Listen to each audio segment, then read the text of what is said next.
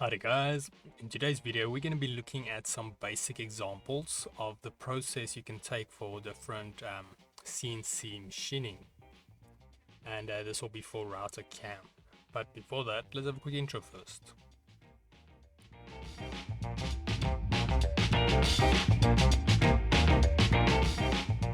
So today's video can be found on softwaretraining.co.za. We make short and easy to watch problem solving videos, and we also have daily updates. Otherwise, back in the program here. Now, like I mentioned, this is going to be an example of the process you could take using contour milling.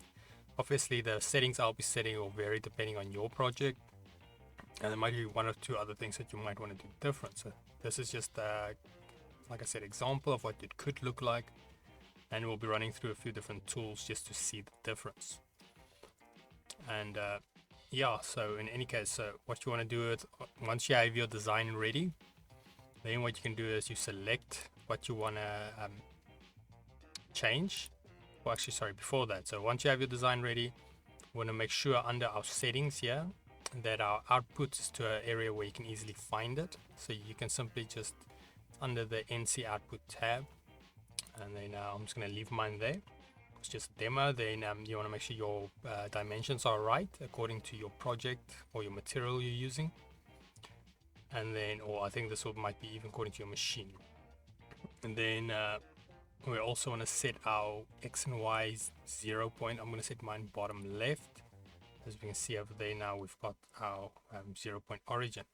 This will vary depending on your machine and your setup. Then next up, what we want to do, I'm going to minus that out so it's not so distracting. And we're going to go to toolpaths. So then you want to, for your contour milling, set up your project. So I'm just going to grab these two. Let me make it a bit bigger just so you can nicely see. And the outside one we'll make a bit smaller. So I'm going to call that this one outside contour. Just so that afterwards it makes a bit more sense. Then the tool diameter, I'm going to leave it on 1 millimeter. I'm going to keep it on center. You can obviously go to the inside or so forth. And then I'm going to leave it on climb. Both directions show the hammer. Let's put those on so we can just kind of get an idea of the size of it. Then with this one, I'm not going to add any leads, so I'm going to leave the leads in that 0. Then the sequence, I'm going to leave it automatic because the program's quite good at it. Allowance, I don't have to worry about because I'm not setting the leads. Then the height in that. So I'm thinking with this one, I'm going to keep it at maybe a -2, and then the middle one I'll go a bit deeper. I'm just going to leave all of this at default because the square actually even take this all the way down to the minimum, which is 0.01. Safety height and all of that, I'm going to keep the same. I click OK. Then it has made our outside contour. Now I'm going to select the inside one. Do the same process.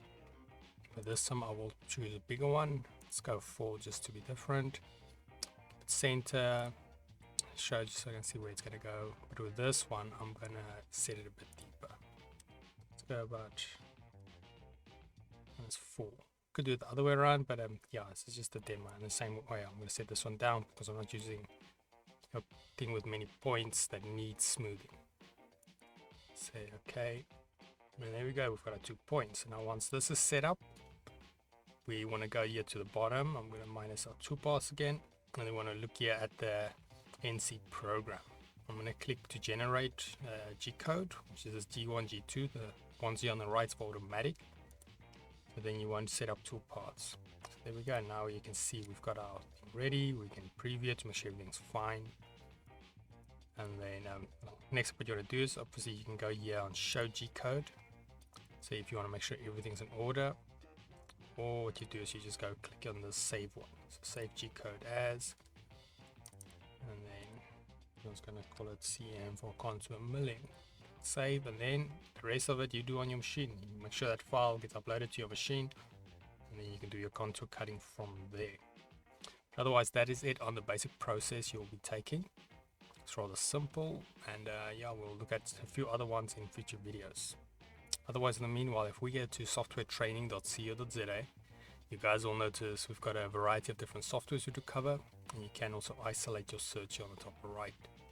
If you do not, however, find the training videos, just simply go here, request a training video, fill in the mini form, and then we'll do our best to try and make that for you. But otherwise, thanks guys for watching, and cheers.